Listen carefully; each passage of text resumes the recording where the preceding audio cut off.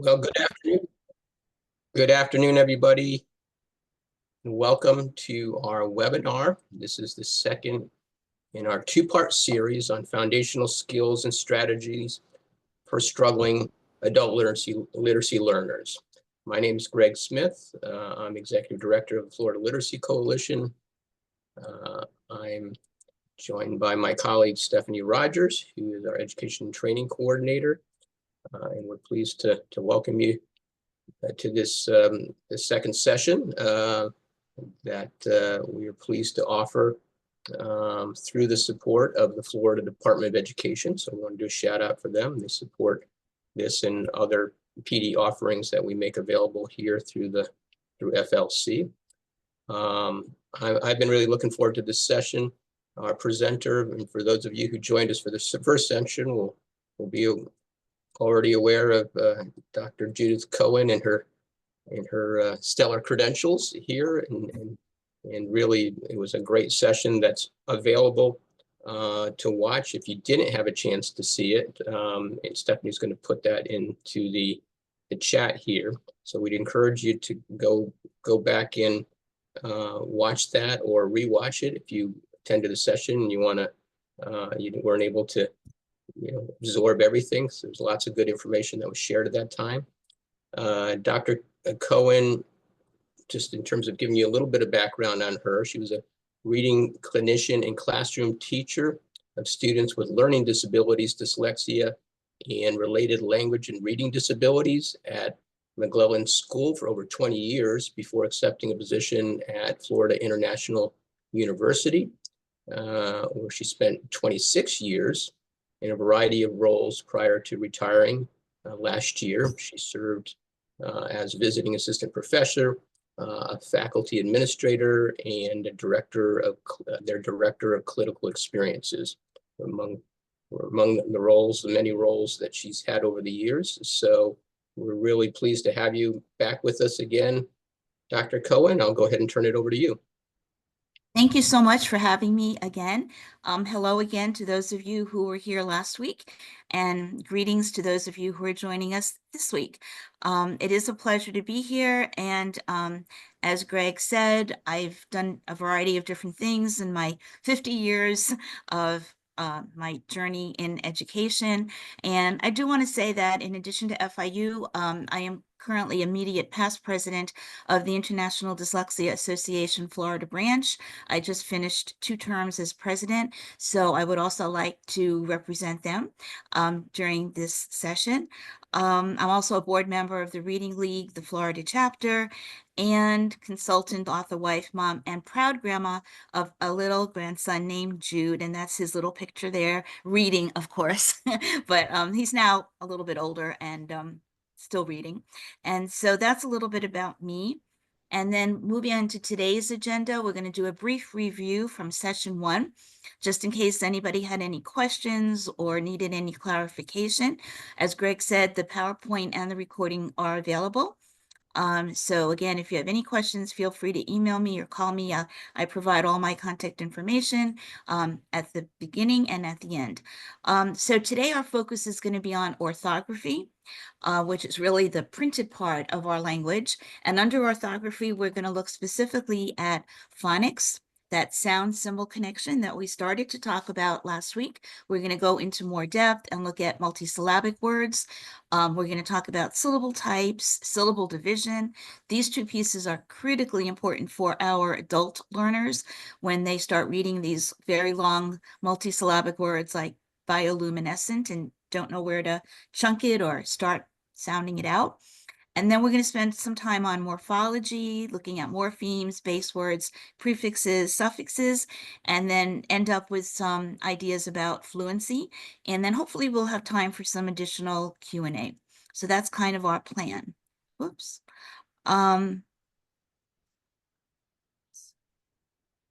Okay, so our key concepts that, again, like we talked about, would be orthography, phonics, syllables, morphology, and fluency.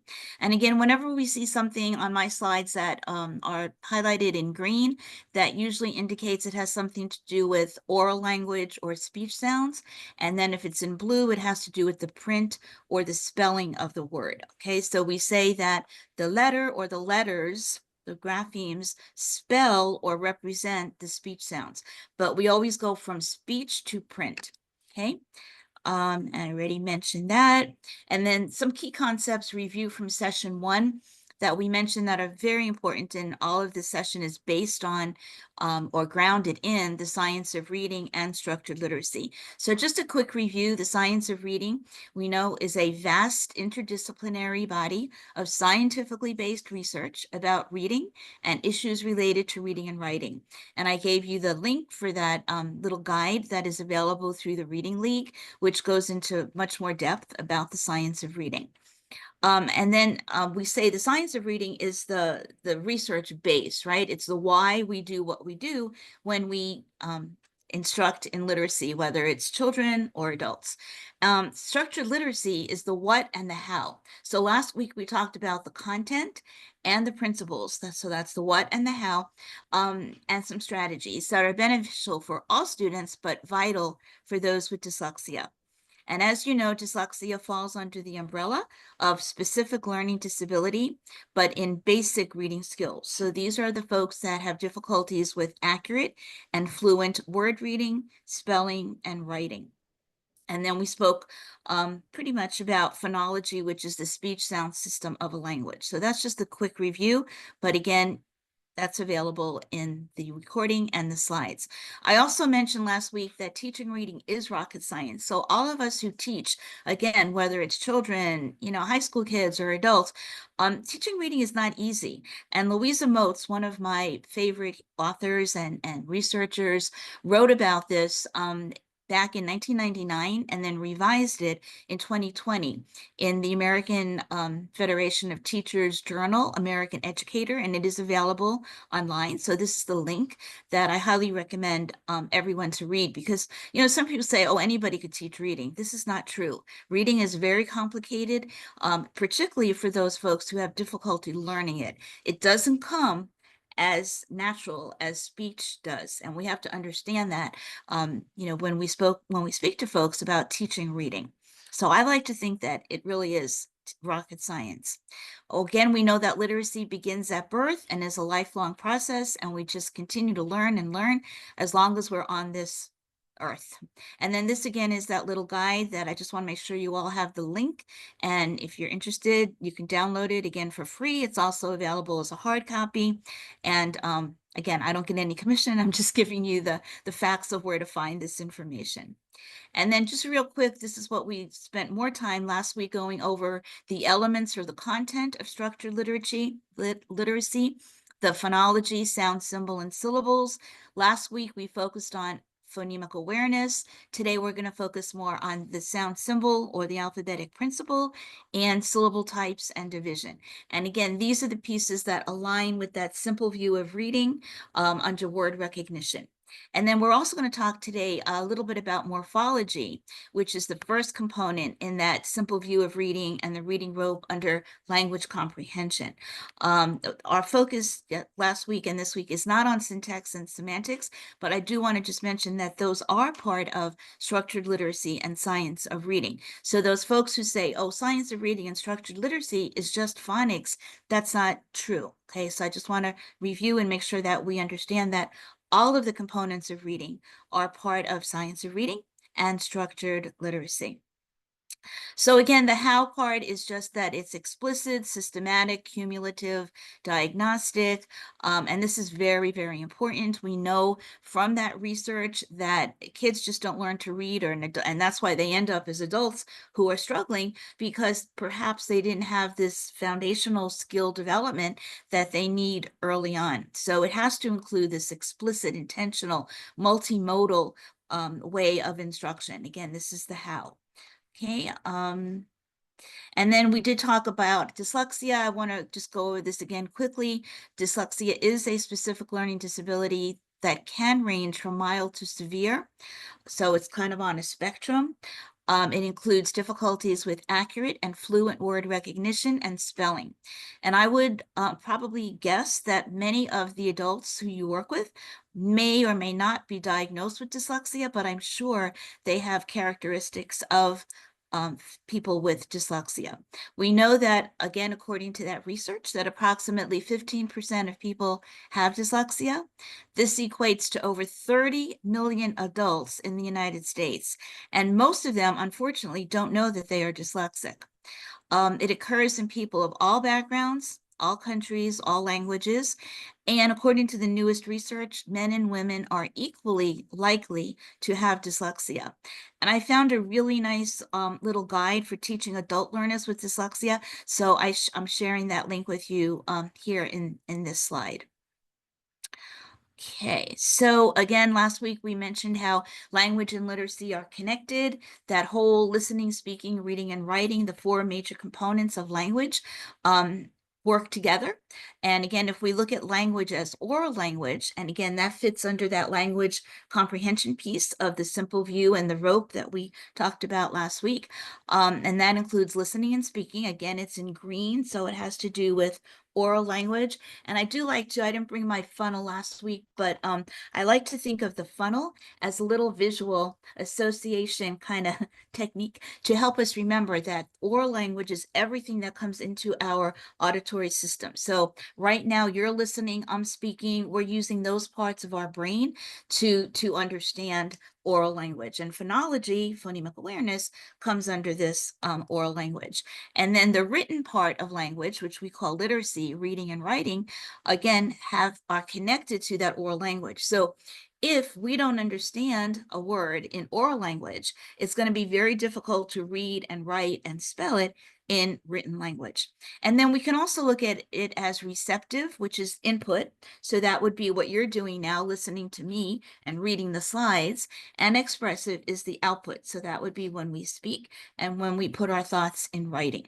Again, I think this is an important slide, and we have to look at our adult learners, our struggling learners, and see where their strengths and challenges are in these four areas. Whoops. And then this slide just kind of puts it all together. So we look at the reading components, which are decoding and comprehension. And again, looking at the simple view, and you see how that all fits together. And then the essential elements of reading. Whoops. Let me just get rid of that a second. Rid of that. Hopefully you didn't see that, but something came up that shouldn't be there. Okay, and then the essential elements, which we know are phonemic awareness, phonics, fluency, vocabulary, and then text comprehension. And we like to think of fluency as that bridge between decoding and comprehension. Okay? And then again, this spectrum of, on one side of reading disabilities, we have dyslexia, where the issues are under the area of decoding or word recognition and include phonemic awareness, phonics, spelling, and fluency, which we're covering today, and we did some of it last week. And then hyperlexia, which is the other end of reading disabilities, which we're not going to talk about today, but those are the folks who can decode or sound out any word, but they have very limited comprehension and understanding of concepts. Okay, so that's where we were last week. We did this little activity that's called phoneme grapheme mapping. And again, we listen to the sounds, how many sounds are in mat, at, 3, we blend them together. We say the word mat. So these are the phonemes, and then the graphemes are the letter or letters that represent or spell those sounds. So just real fast, for example, in the word punch, ch, 4 sounds. Okay, but we put the CH together in under one phoneme or one box because 2 letters, that digraph CH represents that sound ch. And the same thing in a word like bright, where IGH is the grapheme letters that represent the long I sound in the word bright. This is very, very important. And this book that I share here is a great resource. And I highly recommend it if you're going to work on these strategies with your adult learners. Okay. And then that brings us to our focus for today, orthography. And again, if we think of orthodontist, right? And orthodontist, ortho means straight. The orthodontist is the doctor who straightens our teeth, right? So orthography is the correct or the the accurate way to spell graph, coming from grapheme, meaning the letter or the letters. So there's only one right way to spell in the English language. Okay, so when we start working with our students, children, high schoolers or adults, they may spell boat, for example, B-O-T-E, once they've learned that silent E pattern. But we know that boat is not spelled B-O-T-E, it's B-O-A-T. So even though there are three sounds, right? B-oat, the spelling, there's only one accurate way to spell it, right? And this is what we teach our learners as we teach the different patterns that we're going to talk about today. So it can also be called the system in which the sounds or the phonemes of a language are represented by written or printed symbols, which we know as graphemes, to spell words. So again, for some quick examples here, cat, at. Remember those slanty parallel lines indicate the sound of the letter, not the name of the letter, right? So at is spelled C-A-T. So we have three sounds, three graphemes, three letters. That's a very easy one-to-one connection. But once we get to words with some other spelling patterns, like the long E, we still have sh, E, p, three sounds. And notice we have three graphemes, SH, spelling the sh sound, EE, spelling the long E sound, and P, spelling the P sound. And you notice, though, that there are 5 letters. So as I said last week, the number of sounds or phonemes always equals the number of graphemes, but the number of letters can be different. Okay, because our language, again, has come from many different languages, and over the many, many years, spelling has changed, and this is the way it is now. And in a word like though, even though it has 6 letters and it's one of those more complicated kind of irregular words, it really only has 2 sounds, the o, okay, 2 graphemes, th, o-u-g-h, but it has 6 letters. So this is where spelling becomes very complicated, and spelling is, according to most research, the part of learning disabilities and dyslexia that lasts the longest through adulthood. So I could probably guarantee that most of the adult learners that you're working with have spelling issues. And I think if we can take them back to that phoneme grapheme mapping and show them how the sound is represented or spelled by the graphemes, it will really help their spelling as well as their reading. By the way, if anybody has any questions, you can put it in the chat, and then Stephanie or Greg will let me know if we need to stop, okay? Just let me have one little sip of water. Okay, so that's orthography. Now, this other term called orthographic mapping has been fairly recent in their literature. And I like to always put this little picture of a brain just to show the main lobes, the frontal, the temporal, the parietal, and the occipital, because this is where I want to show that orthographic mapping is a process by which words are stored in memory for instant, effortless, automatic retrieval while reading.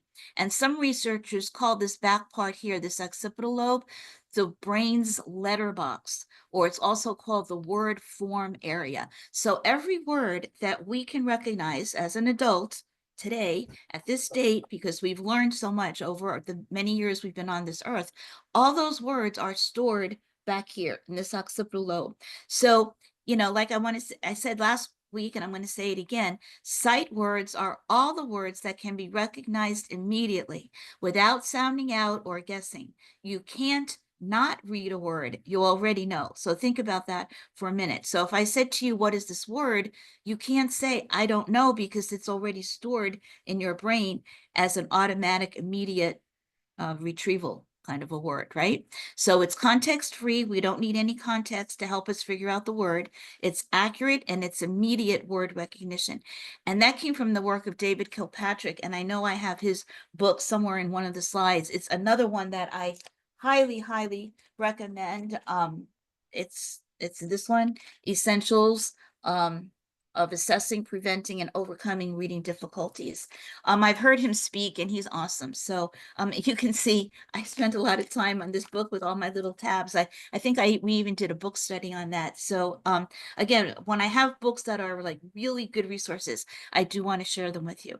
And then again, the research tells us that dyslexia can be characterized by difficulties with orthographically mapping words. So they can't get those words in that long-term memory.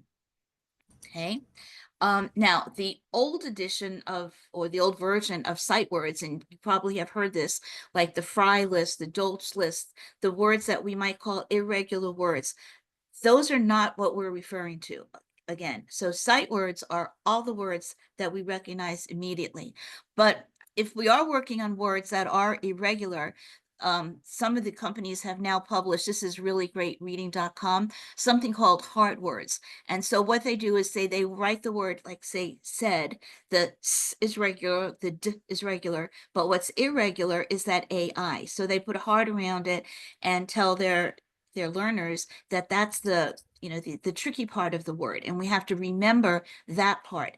But research is going away from what we used to do in the olden days, where we had all those words on flashcards and we would flash them and have, you know, our students say the word right away. We still want them to do that phoneme grapheme mapping so that we can see which part of the word is regular and which is not. So that, I just wanted to bring that up if you're interested in looking into that.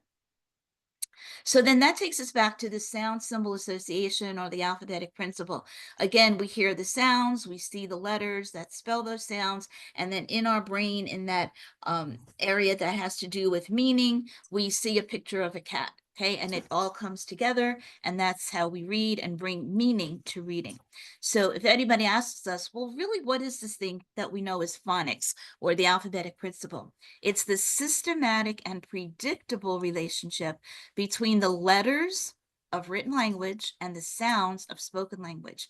It's the way print matches speech, or the relationship between phonology, again, phonology, and orthography, the I's, the letters, also known as the alphabetic code. Okay. So phonics. Phonics are, you know, there are different definitions for it, but I just like to say it's all those practices we do during instruction that emphasize how spellings are related to speech sounds in systematic ways. It's the way graphemes represent or spell phonemes. And this is just something that I've used over the years for all different ages. It's just very simple poker chips. And my older students really liked this, so I thought I would just give it as an example if it's something you might want to use with your adult learners. I just buy, they come in sets of 100 usually, 50 white, 25 red, and 25 blue. I've made hundreds of sets of these for many students over the years. And I just write the, you know, the single consonants on black ink, you know, on the white ones. And then the blue ones I use for the digraphs, the SH, CH, TH, WH, PH, and then the vowels are in red. And you'll notice here I have W and Y are white and red because W and Y represent consonant sound, as in wagon, or it's a vowel helper or vowel sound when it comes after another vowel like ow or ah, and we'll see that in a few slides. The same thing with Y. When it comes at the beginning of a word, like yellow, it's a consonant sound, but if it comes at the end of a word, it can represent either the E, like in baby in a two-syllable word, or I, like in by my sky fry. So these little things that, you know, as we teach these patterns, and I want to say patterns, okay? I don't want to say rules, because we know that phonics is an approximation. It gets us close to what the word is. It's not perfect, but it is 85 to 88% regular. And you'll see that again. I'm going to give you some of those numbers coming up. So again, this is just another way. I mean, we can have our students build words, you know, spell words. So this is shop. If we can change shop to chop, can we change, you know, chop to chum? And as they substitute these different sounds with the different letters that spell them, it gives them that phoneme grapheme practice. Now, there are different ways to teach phonics. And, you know, some people, most people just think it's synthetic phonics, which is letter by letter. And again, if we look at a word like cat, okay, and we go letter by letter and we say sound it out, at, That's synthetic phonics. Now, what happens is many of the students I've worked with, and again, all different ages, and this is something that lasts long into adulthood. It's a very hard habit very difficult to get this habit stopped. So even people that are in their 30s and 40s, if they come to where they don't know, they're going to sound it out. But we don't really want them to do that. We want them to look for the pattern. So and again, I want to clarify this. So if they're going at and they go at how many sounds, we want to make sure we tell them to bring those sounds together and say the word. Why? Because sounds don't have meaning, but words do, right? And this is something, again, that I've had many learners have trouble bringing those sounds together, even when they're sounding them out with letters. Now, there's another way to look at phonics, which is called body coda. I know a lot of people haven't heard this one, but I think it works really well, particularly for older folks where we tell them to bring the vowel to that beginning consonant. So rather than going k at, because some people go k at, and then they go k at, we don't want them to do that. We want them to get that that schwa sound off that initial consonant. So if we bring the consonant to that beginning sound and we say cat, what's the word? Cat, it makes it a little more fluent. Okay, now again, we have analytic phonics, which works with word families or onset rhymes, and some people like that better. So we teach all the at families, and then we substitute k, at, cat, at, mat. But again, for some folks, they still put that sound onto that beginning sound, k, and it sounds more like k, at, instead of cat. So again, these are different ways to teach phonics. Now, according to the National Reading Panel and a lot of the research, they recommend synthetic phonics. But again, when we're working with adults or students with dyslexia and who are struggling, we have to find the way that works best for them. And that's my opinion. That's not based on research. Now, my personal favorite happens to be I call them vowel patterns, but we know them as syllable types. They've been around for many, many, many years.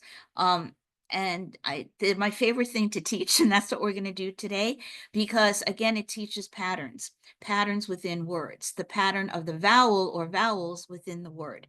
So it's a way to get folks away from this letter by letter, sound by sound, and focusing more on the internal part of the word, which has to do with the vowel pattern. So we're going to look at that in detail today. And if there's one thing I want you to take away from this session, it's vowel patterns and syllable types, okay? So that brings us to syllables. Okay, so in a word like spider, again, we want to feel our jaw drop. Some people like to clap for syllables or tap. I like to do that feeling it in your mouth. So if you say a word like spider, your jaw drops twice. Why? Because every syllable has to have a vowel sound, and every vowel sound affects how you move your mouth. We talked about that last week a little bit when we talked about sound walls and that place and manner of articulation, okay? So we want to look at syllables. And we know a syllable is a word or part of a word that includes one vowel sound. And again, going to those sounds, coming into that auditory system. Going back to my funnel one more time, I just wanted to share that the pink part of my funnel is phonemic awareness. I believe last week we talked about phonological awareness, and that's the whole funnel, the larger chunks as well as the smaller chunks. And now the research calls those larger chunks phonological sensitivity, and the skinny part of the funnel, the phonemic awareness, they just call it phonemic awareness. So I just wanted to clarify that a little bit as well. Okay, so syllable types help readers pronounce the vowel sound within each syllable. And again, I want to say this clearly. I am not for memorizing rules, right? I say I like to go with the spirit of phonics. We teach the patterns that are most common in our language. We don't want people to memorize rules that only pertain to a few words, right?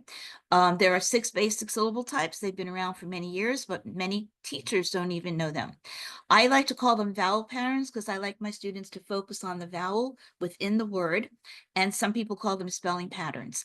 And again, once we know these 6 types, English is 85 to 88% regular. So people don't have to guess. We don't want guessing.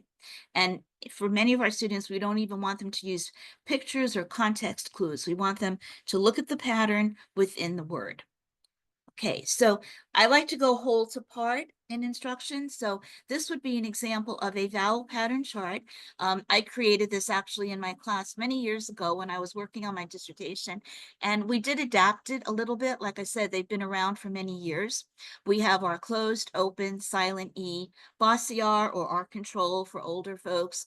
Our two vowels, I call them, in many books, they call them vowel teams, but I break it up into talkers and whiners, and you'll see on the next slide that for this is a little association, but for older folks, we can call this the digraphs because they're two vowels together, where the first one is long or says its name. And then the whiners is just kind of a fun way to remember when some vowels are together, they whine. And we know those as vowel diphthongs, the ow and the oi, or the vowel variants, the ah and the oo and the Okay, and then we have our consonant LE. So this is the big picture. These are some examples. But now I want to go through each one individually. So when a student or an adult gets stuck on a word, rather than saying sound it out, we want to say, how many vowels do you see? And where is it or where are they? Because we know the number and position of the vowel is critical. So again, when we're working with our adults, we can always remind them, what are the vowels? A, E, I, O, U, sometimes Y and W. And you'll see the Y and W in my examples coming up. Now, I mentioned last week that because some people said some of their learners have difficulty with the short vowels. So I wanted to show you, this is an example of what I use as a bookmark for my younger students, but I was going through some words and I came up with some ideas that we might want to think about doing something like this for your adult learners. So, I mean, apple is apple. I think that one can stay. Elephant, we may want to change to egg. I mean, everybody eats eggs, even though they're more expensive these days. Instead of inchworm, we might want to use itch or inch on a ruler. Octopus, if we don't want octopus, we can maybe use olive, and then umbrella, or maybe an arrow going up for up.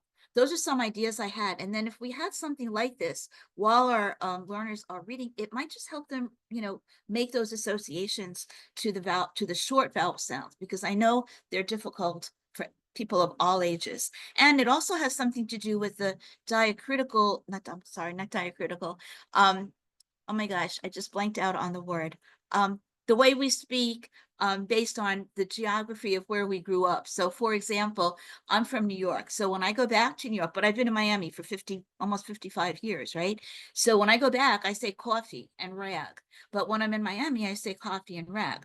We all grew up and we have different ways of saying certain sounds. Like people in Boston say their R's differently than others do. So again, we don't want to say you're right and you're wrong. It's just different based on where we grew up and the way we learned our language. But when we're working with literacy, we want to make sure that we're using the sounds that are most regularly or standard English. So I listed them all here, the vowel digraphs. So we have two vowels that say the long vowel sound, the first one.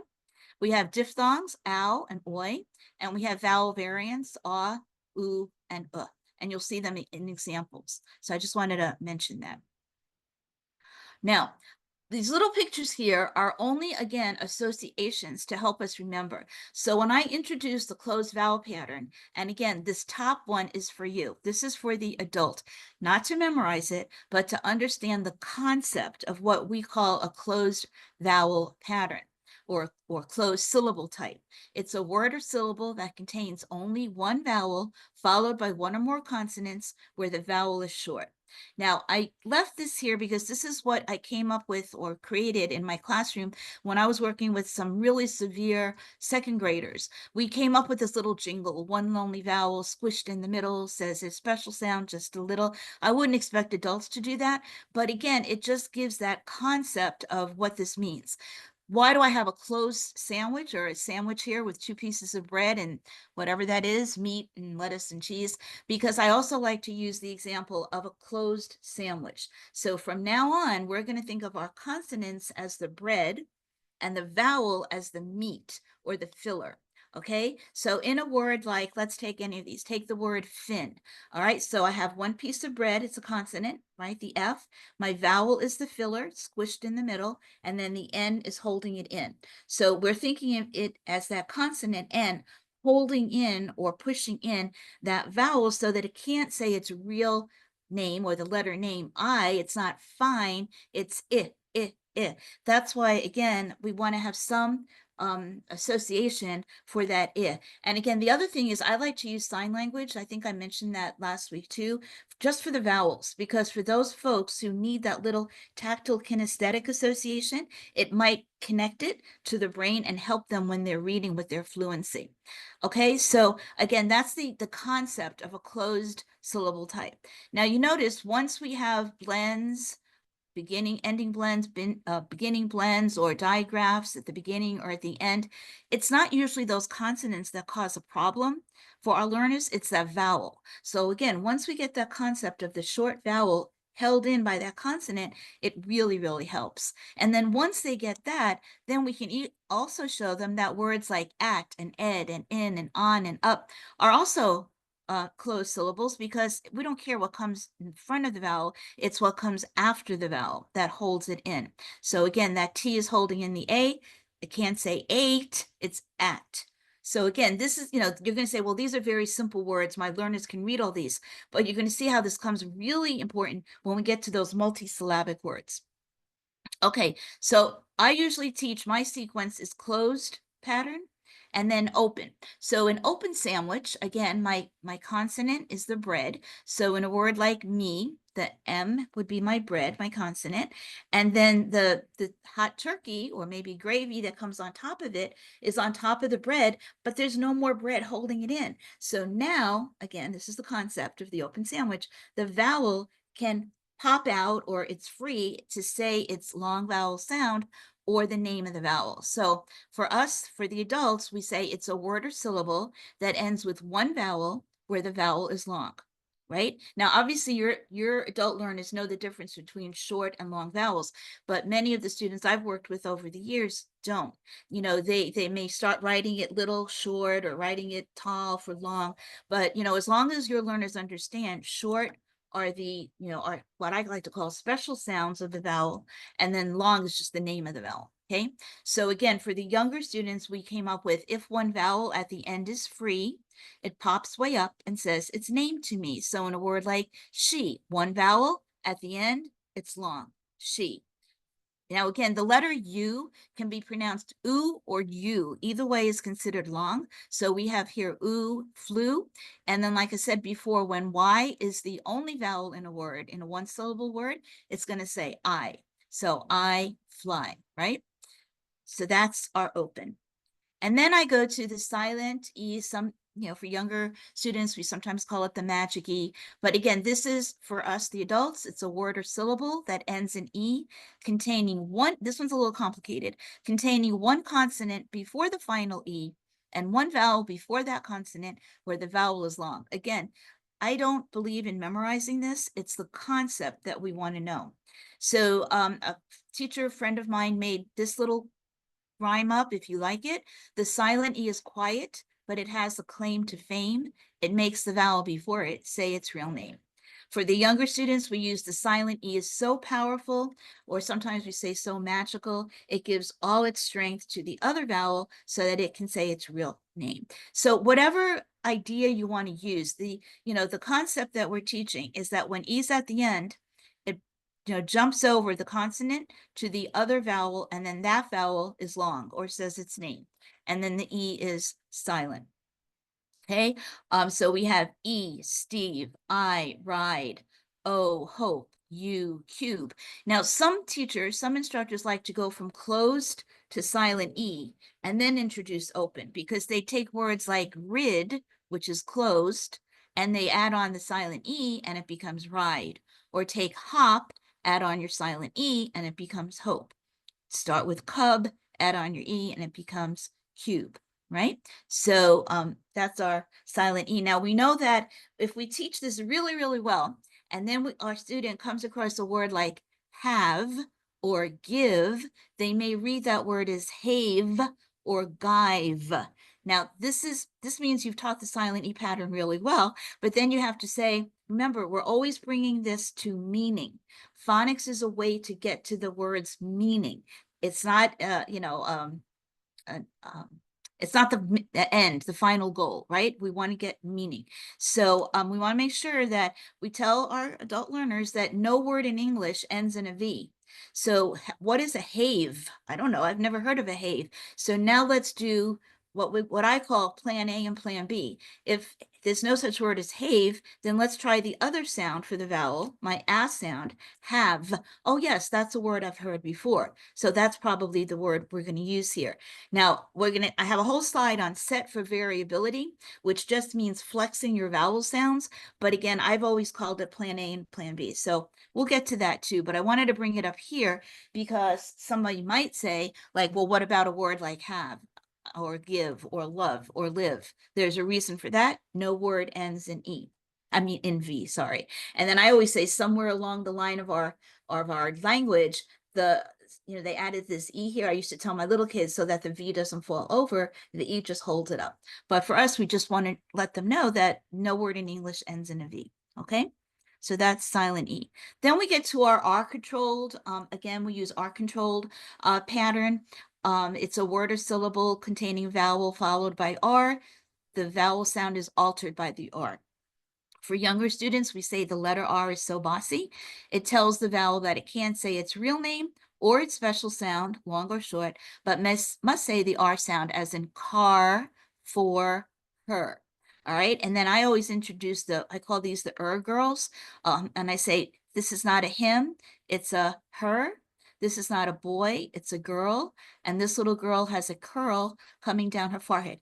You wouldn't believe how long it took me to make these little things here and adapt them. But again, it's an association to help our learners understand these different sounds.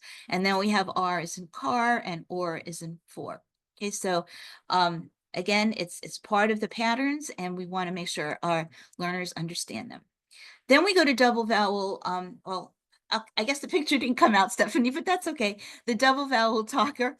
We could just put here a little picture of two people talking because again, that little connection, that visual association that we're trying to show here, the concept is that when two vowels are next to each other and they're talking to each other, the first one is going to be long and the second one is going to be silent. So again, for the adults, we say a word or syllable containing two adjacent vowels. The first one is long, and we call those vowel digraphs, okay? Again, the concept of talkers, I'm sure you've all heard when two vowels go walking, the first one does the talking and says its name. Again, if that helps some of the learners, but again, it's the pattern that we're looking at. So in words like rain and day, right? We have the AI, the A is long, the I is silent, A is long, Y is silent, and here's where Y is working as a vowel helper, okay, or a sometime vowel. We have the two different spellings for E here. The E is in C, like I see with my eyes, and the meat that I eat. Again, those little connections to help them remember. I is in pie. Boat, OA, the O is long, the A is silent. O is in toe, E is silent. OW, and here's where W works as a helper or sometime vowel. The W is silent and the O is long, slow. It's not w, it's slow.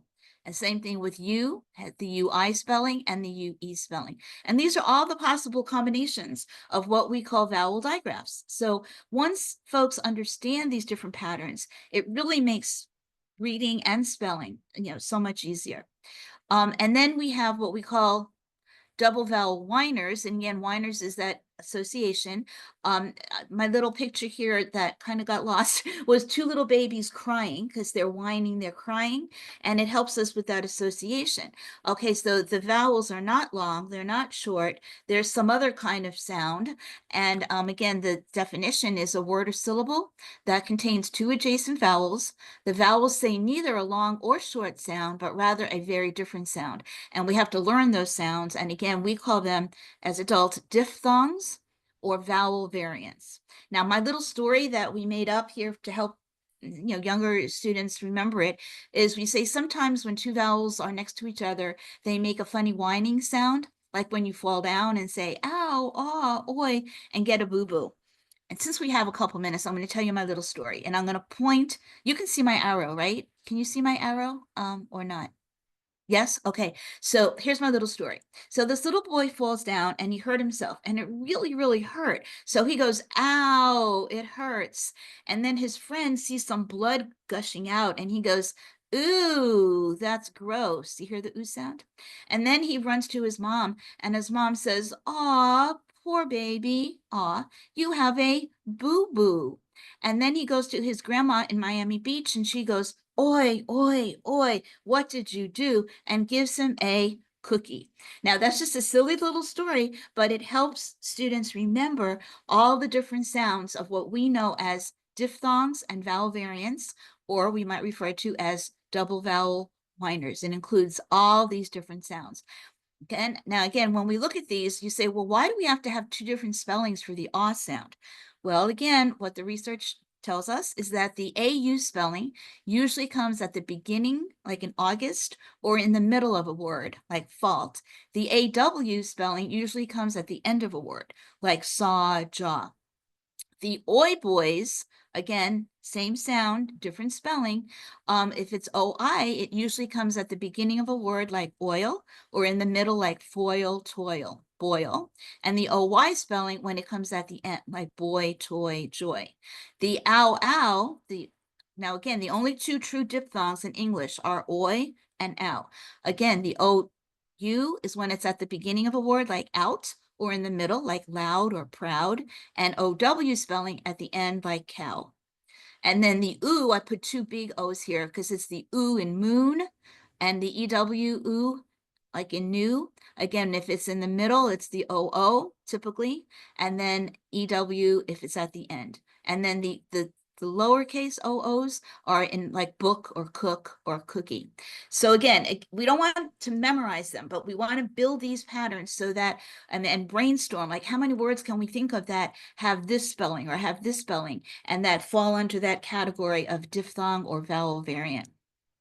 Okay, and then that takes us to the last one, which is our consonant plus LE. And my little association here is a hook, a fish hook, because the syllable ends with LE, preceded by a consonant, any consonant, and occurs in two-syllable words. And this one is almost 100% accurate. So what we tell our students is that when a word ends with a consonant and an LE, let's look at the word bubble, the LE grabs the consonant before it, and that's where we break the word into two parts. Okay, so the hook grabs that B, and then we have bub.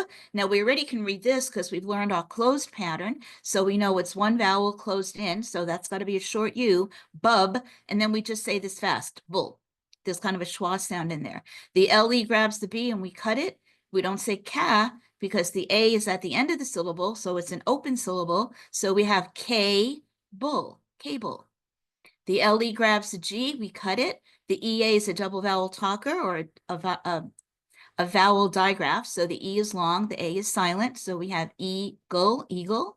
LE grabs the D, we have our whiner or our vowel variant, oo, and we have poodle, poodle. And here we have our control, purple, purple. So once they know all those other patterns, these words should come very automatically. Just cut up the word and we see how it looks as a pattern, as a syllable type. Okay, so I'm just going to give you a couple of minutes. I'm going to give you a poem. I'll put it up here. And if you can just come up, and again, I can't monitor this, so I'm going to trust that you're doing it on your own just for a little bit of practice. If you can find at least two words for each of the boxes on the chart or the syllable types on a blank vowel pattern chart. So this would be what the chart would look like. You can just draw 6 boxes on your paper somewhere, scrap paper, and you'll see this is the poem that we're going to use. So as an example, this is just a silly little poem that was in part of a curriculum that I did some years ago. So for example, let's take the word bone. We know bone is a silent E. So we would write bone in the silent E box. So let's just take 2 minutes and see if you can find a couple words for each syllable type from this silly little poem.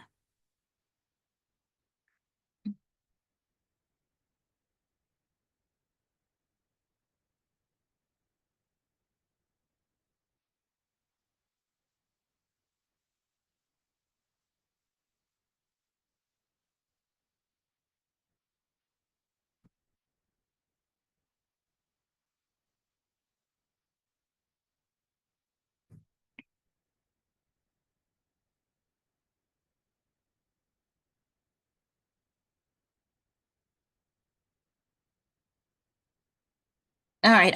Again, because of time, and I know probably most of you are very aware of syllable types, I'm just going to move on to the answers. And again, this will be in your PowerPoint that you'll receive. So you'll see all of the words that are closed vowel patterns or syllable types, one vowel closed in by one or more consonants. Now, in the word example, I had to break that one up to X, am, pull, and you'll see those down there.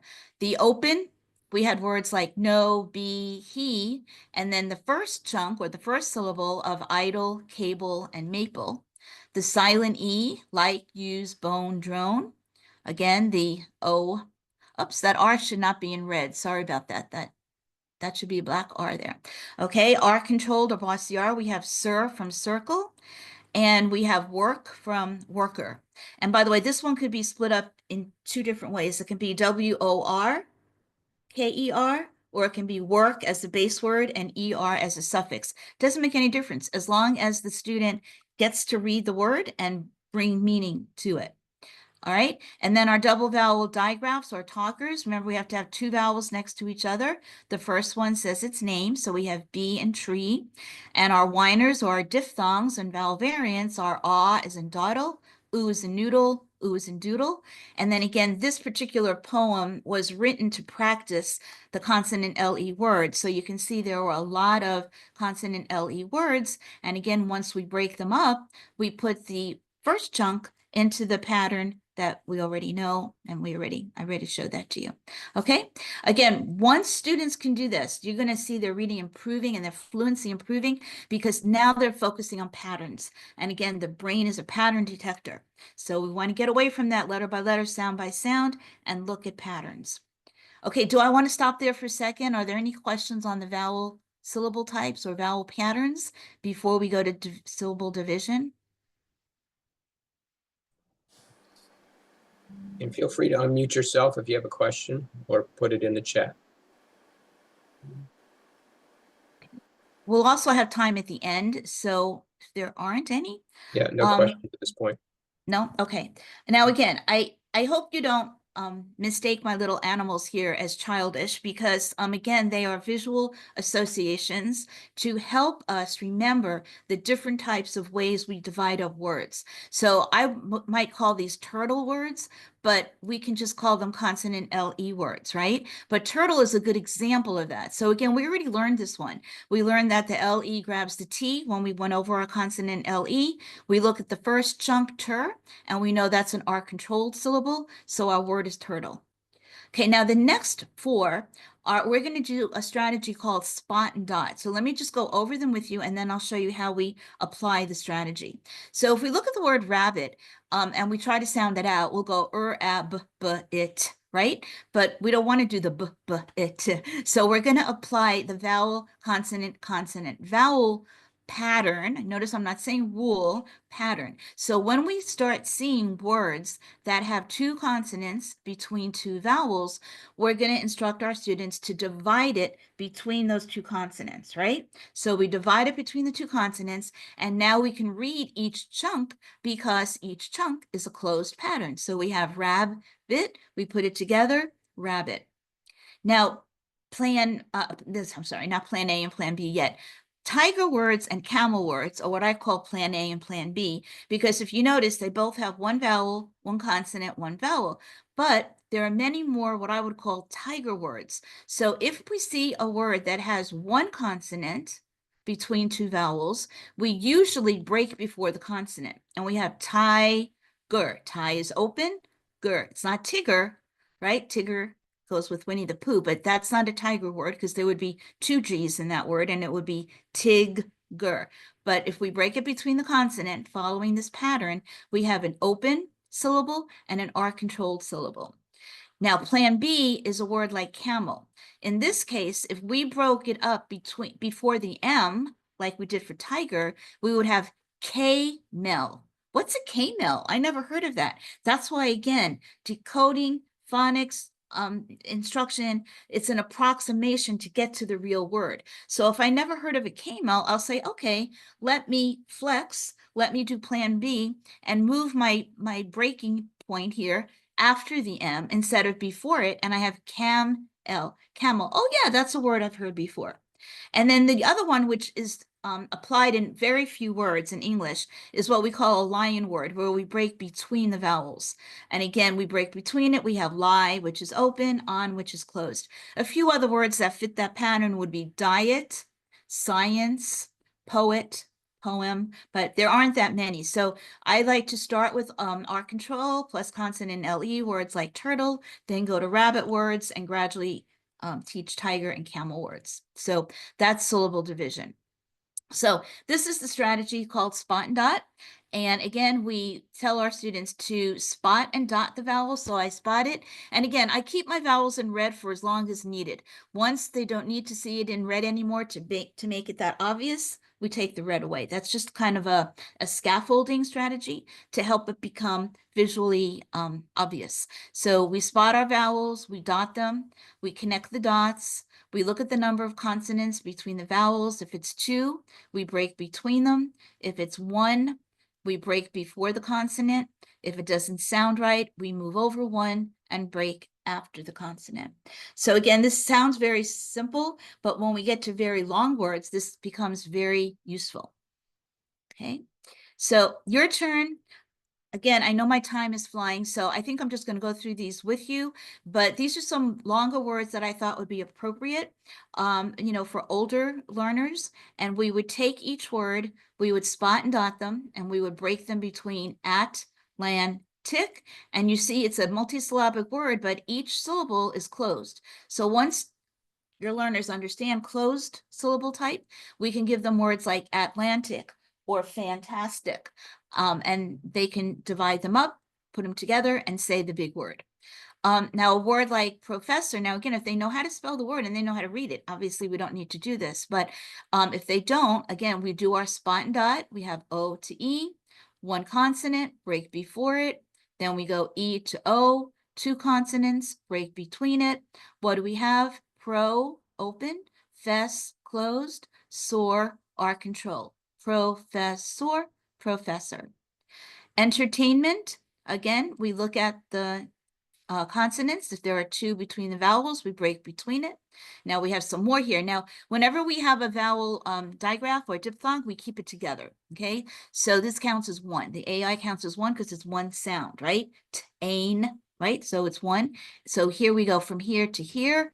2 consonants, cut between. What do we have? N, closed, ter, R control, tain, talker or digraph, and ment, closed. Entertainment. See how easy that is?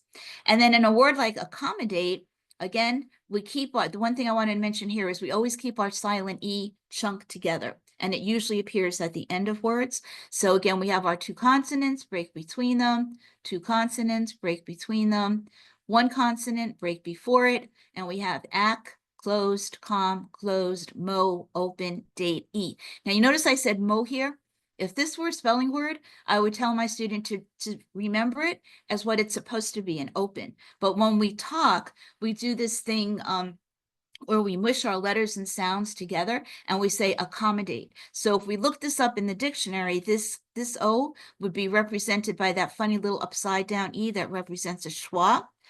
We talked about that last week a little bit. So the word is accommodate, but again, the way we learn it is accommodate, and it will help our spelling. Okay, so that's a little bit on breaking them up. So then the next step, what I would do with my student is then put each of those chunks on the vowel pattern chart. And again, reminding them that highlighting the vowels in red will help them notice the pattern. So it would look like this. So we would have at, land, tick. And I always use the little hyphens to break up the syllable chunks. This was from professor. So we had professor, enter, tainment, and then accommodate. So that's how we would take those syllable chunks and then sort them in the different syllable types. And here's that little schwa that, again, if we look this up in the dictionary, it's not a true open sound, it's a schwa sound, but that's, again, that set for variability where we kind of have to flex our vowel sounds a little bit. Okay, so hopefully that helps a little bit, giving you some examples. So again, since we keep talking about this set for variability, and again, I knew I had that resource for you. The David Kilpatrick book is here.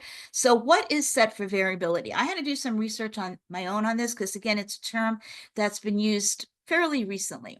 So according to Kilpatrick, and Tunmer stated in Kilpatrick's book, it's the ability to determine the correct pronunciation of approximations to spoken English words. Kilpatrick also calls it mapping adjustment. Marnie Ginsburg, who I believe she also works with Nora Chabani on the EBLI and some other programs, they call it the mispronunciation correction. I kind of like that because you're correcting a mispronunciation to make it a real word. I like to ask the students, is that a real word? And then we have that flexible thinking going on. What else could it be? So if we had a word like have, like I mentioned before, because they learned the silent E pattern, but we have to flex it. What else could it be? Have, because we go to the other sound of the vowel. Again, like I said, for many years, I called it plan A or plan B. And now I'm just so happy that it's got a big grown-up term, set for variability. So we can use that with our adults and it sounds, really grown up. I gave some other examples here, like if we see the word head, H-E-A-D, we may read it as heed because we know that E-A can also spell the E sound, right? Don't, if we think about this as a silent E word, don't, but the word is really done, right? It's not don't. Prove, again, no word ends in V in English, so it wouldn't be prove. The word is prove.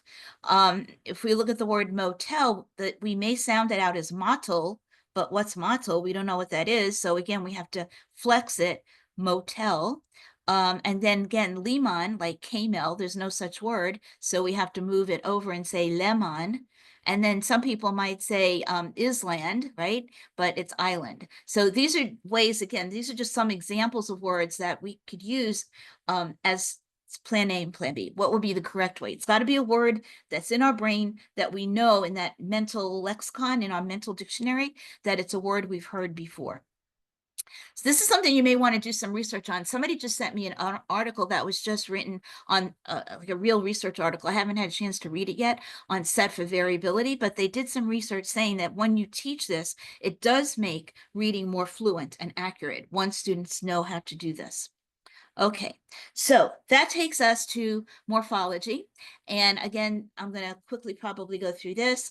We know that our English language is predictable. It's not crazy, as some people say, because it's not just phonemic. It's not just at cat, it's morphophonemic. So that means it's a system that represents both sound, morpho meaning coming from morpheme, right? Meaning meaning, and then phonemic. Wait, did I say that wrong? I'm sorry. Morpho meaning meaning, MM, and phonemic meaning sound. And again, one of my favorite books is Speech to Print. I mentioned this last week too by Louisa Moats. Her newest edition, I think it's the 3rd edition, came out in 2020. This is all from that book.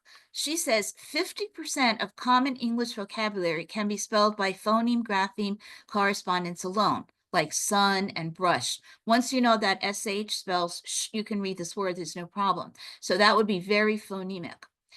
36% more of the words can be spelled with one error using only phoneme grapheme correspondence rules. So for example, the word said, the only error is the AI. And once we teach our students that AI says in the word said, that brings us to 86% of words. From, the only funny part here, or weird part, is the O, right? It's not from, it's from. And island, the S is silent, right? Now, 10% more, which would bring it to 96% of words, are spelled accurately if word origin, word meaning, and morphology are considered. So for example, the word bouquet comes from French. So once we understand where it came from and we understand why it's sounded out that way, that brings us to 96% of all words can be decoded. Fewer than 4% are true oddities. For example, of, where both sounds are weird, and once. And again, I gave you the resource for that and the page number if you want to check it out. Okay, so what do we mean by morphology? It's the study of meaningful units of language and how they're combined to form words. It's the study of base or root words and affixes, prefixes, and suffixes. And we know that morphemes are the smallest unit of meaning in a word. So even though the word salamander is long, it's only one morpheme. There's only one unit of meaning in it. The word boys is kind of short, but it has two morphemes, boy, which represents the word boy, and S, which represents plural, right? More than one. In a word like photographer, there are three morphemes. There's the prefix photo, the base word graph, and the suffix -er. And you notice how I put my prefixes and suffixes, I don't know if you can see this, but this is a strategy that I've used for many years. I used to use green construction paper and red construction paper. Now some of these publishers have become really smart and they've made magnetic tools, instructional devices to help us when we work with our students. So I don't know if you can see this, but if you take the base word port, for example, see how many different words we can make if we change up the prefixes and the suffixes. So we can have transporting, transports, transporter, deport, deports. Using the word heat, we can have preheat, preheated, underheats, and so forth. So using this builds the vocabulary in such a great way because now they don't have to remember every word is a separate word. But once I understand these very common prefixes and suffixes and base words, I can read so many more words. So again, there's the difference between base word and root word is a base word can stand alone. So in the word friend, and we have unfriendly, okay, prefix un means not. And then what I would do is like make a chart of all the words that have the prefix un, meaning not. And then I can add the suffix ly, unfriendly. Reheated, again, heat is a base word because it can stand alone, but then spect would be considered a root word because it has to be connected or bound to either a prefix, inspect, or inspector, if you want to use both. Again, I used to use green and red markers, just draw around the prefixes and suffixes. This resource came out by Dr. Deb Glazer called Morpheme Magic. It's for grades 4 and above, so it may or may not be appropriate for you, but it has lists and beautiful photographs of many words that you can create just by changing prefixes and suffixes. Okay. And then this is a little more, more comprehensive. So again, a root word is a morpheme. Let's see, usually needs a prefix or suffix to create a meaningful word. We call those bound morphemes.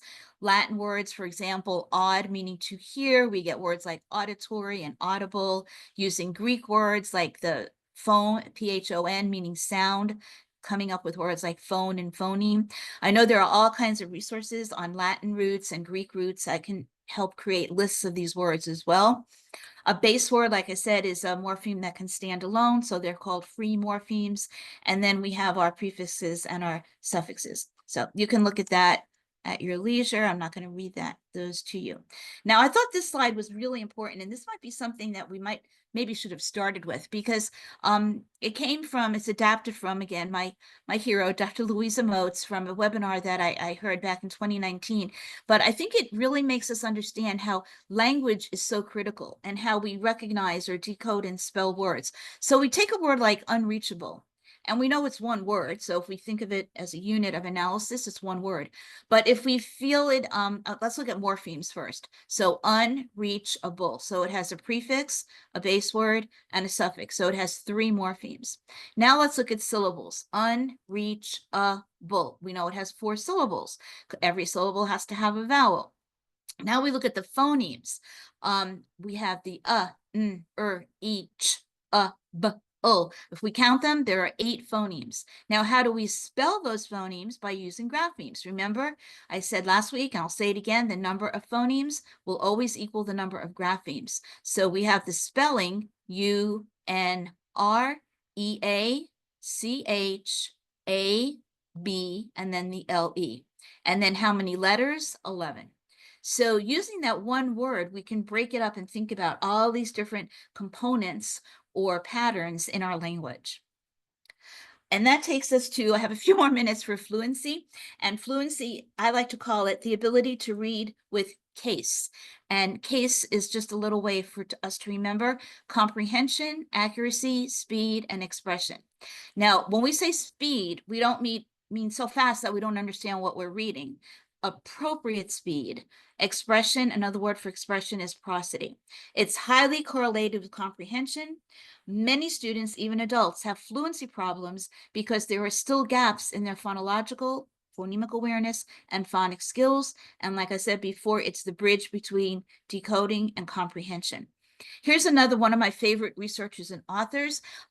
This is Dr. Jan Hasbrook, and she says passage fluency is reasonably accurate reading, 95 to 98%, at an appropriate rate, 50 to 75%.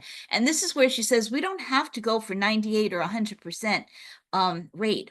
It's probably not even good to do that because then we're going to miss out on the understanding of what we're reading.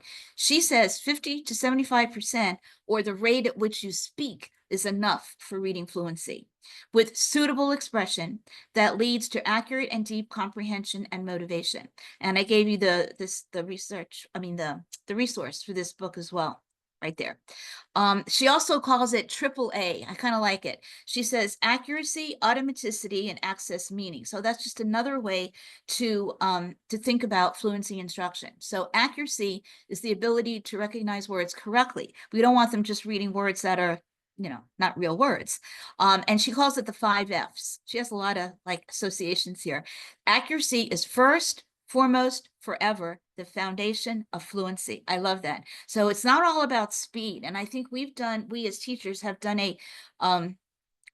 I don't know, we haven't done something right for our students when we say read fast, because it's not really about fast, it's about accuracy. So I think she really makes a point of this here. And then automaticity, again, remember those sight words, the ability to retrieve them from that word form area in our brain.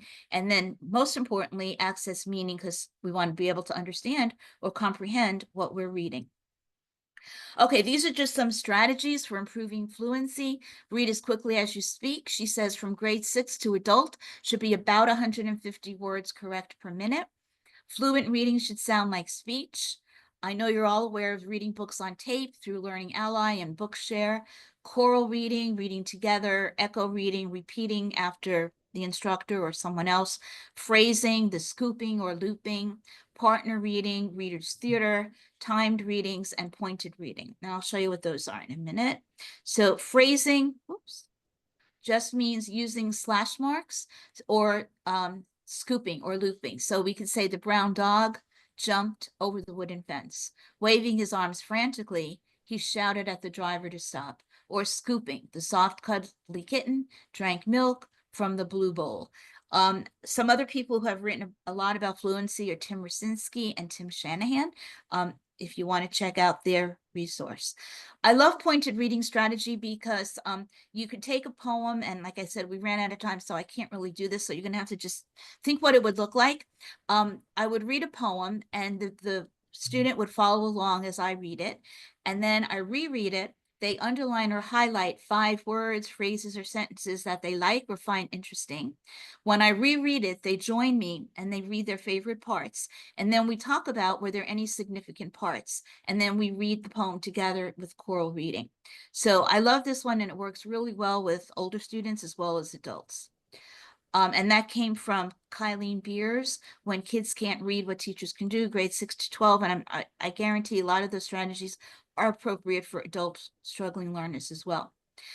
So when students have the means to conquer the code, they will reach the goal and master the meaning. So this is what this is all about. So you might say, well, why do we still have to teach foundational skills to our adult struggling learners? Because if they don't have that code, if they don't have those foundational skills, they'll never be able to comprehend or read text independently. So that's why we did these 2 sessions, and I hope it made sense to you. Oh, I know I wanted to share one more thing, because last week, one of the words I gave you to think about was birthmark, to think about when we did the phoneme grapheme mapping, and now my letters are moving here, sorry. But birthmark, for those of you who were here last week, had one B, R, K. It had 5 phonemes. And then the graphemes are B, I, R. Now we know that as an R control. TH, which is a consonant digraph, or or M for our AR, another R control, and then the K at the end. Sorry, this magnetic board isn't working that well. But anyway, hopefully that makes sense. I wanted to answer that question. And then 2 of the questions that came up last week were the short vowels. I think I addressed that. And then as far as I did look up, I tried to do some searches on appropriate decodable books for adult learners, and I really couldn't find anything. So I'm still on a search for that. And if and when I find something, I'll make sure I share it with Greg and Stephanie. Okay, so again, my final slide here, adult struggling learners can learn to read if these 3 conditions are met. They are taught the foundational language skills they missed. They have ample opportunity to apply the skills in reading meaningful texts. They work in a respectful, supportive, age-appropriate social context. And I gave you the link to that article as well. And again, I put the websites of interest, some awesome resources, including this YouTube that I found. And that's the end. And that's me. That's my contact information, my cell phone. Feel free to contact me whenever. And that's my little grandson, Jude. And I think I'm going to go take a nap now, just like him. No.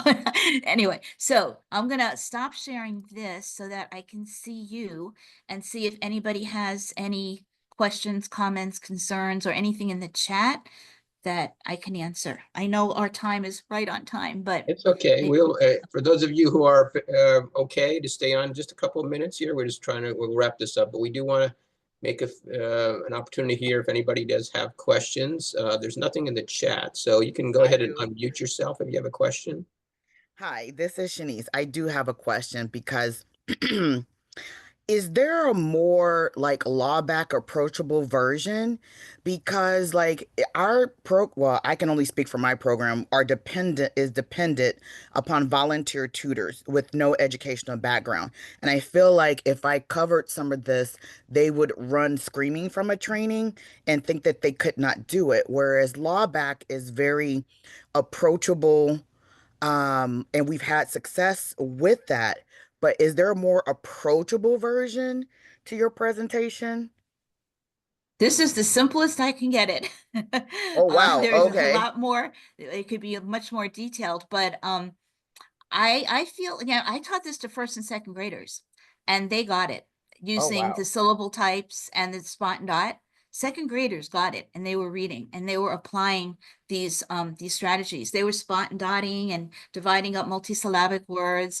I know it's a lot coming in one session like this, and obviously you wouldn't do this when you were working with maybe folks who don't have any, any background, but if you do it slowly and gradually and apply it, that's the important thing. That's why I said we need passages, or we need decodable books where they can apply. I mean, there's so much available for younger students. Like, you can go online and for free, you can get tons of decodables with silent E, or, 2 vowel talkers, whatever. But to find that in a meaningful way for adults, I think is a little bit difficult. But that's why I said that that reallyGreatReading.com the webinar that I heard a couple weeks ago, they had some decodables that looked, I thought, would be appropriate for adults. They were like about museums and deserts and things that, like anybody might be interested in reading. But and again, I'm sorry, but I'm not familiar with the Lawback program, Shanice. So Okay. maybe when we get together and go to the conference, you can teach me. Okay. And I'll learn that as well. Well, Yes. also, here's my other thought. Um, with your background, you could easily fill that void of writing decodables for adults and phonic books for adults. I thought Yes. about that Yes. in my spare time. Now that I'm retired, Hmm. maybe I can think about that. In the beginning, it's really hard because when you're only working with a few sounds and letters, it's hard to get something meaningful, even for younger kids. But once we get into multisyllabic words, to keep them like regular words and not throw in a whole bunch of what we would call irregular words, if somebody's willing to help me, that's something I can think about Yeah, for sure. about that. And I think part of maybe and this is just my observation, that this is information that could be used and maybe it's just sort of chunking the information a little bit differently, and, you know, rolling it out to volunteers on a more gradual basis. You know, this was not meant to be that. This is sort of an overview. It's got a lot of good stuff here.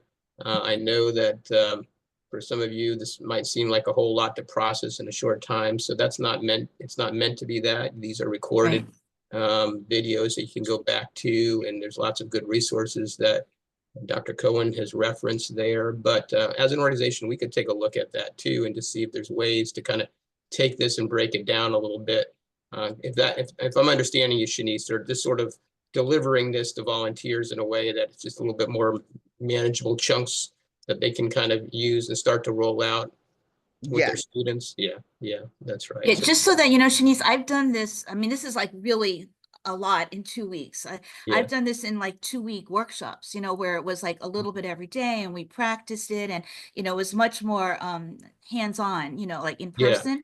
And because I know this is a lot in a webinar in 2 weeks, I totally understand that. But if it's done slowly, gradually, and with more practice, I think it's very doable for the volunteers. I really do. Yeah, that's the good news. Absolutely. And we can maybe take a look at ways we can do that in a little bit more deliberative way. So, but this has been fantastic. Dr. Cohen, I don't see any other questions here. Linda has her hand up. Linda, oh, does Linda have her hand up? Okay, go ahead, Linda. Can you see that? You're muted, Linda. Last week I mentioned the story by story series. Yes. Happened to have it sitting here. These are is there a link that you can send to Greg or Seth? I can probably send it. This is the whole package here. Okay. They're all phonics based. I mean, like the whole first, and every section has a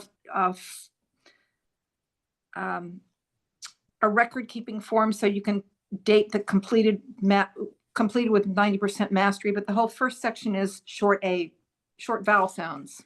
But the words, the stories are appropriate for adults? A map, out of gas, a new hat, Sam the cat, the clinic, the sick boy. It was written by an adult basic education program.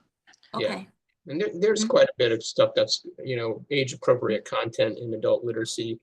And, you know, these concepts that you're rolling out are, you know, have been part of the picture, but I don't know if we're always as good as we should be in terms of sort of, you know, training volunteers or other teachers and tutors in adult ed in, you know, how to apply some of this. So if you do have any suggestions, you know, there's a lot of stuff there at the end around echo reading and partner reading, a lot of different kinds of strategies.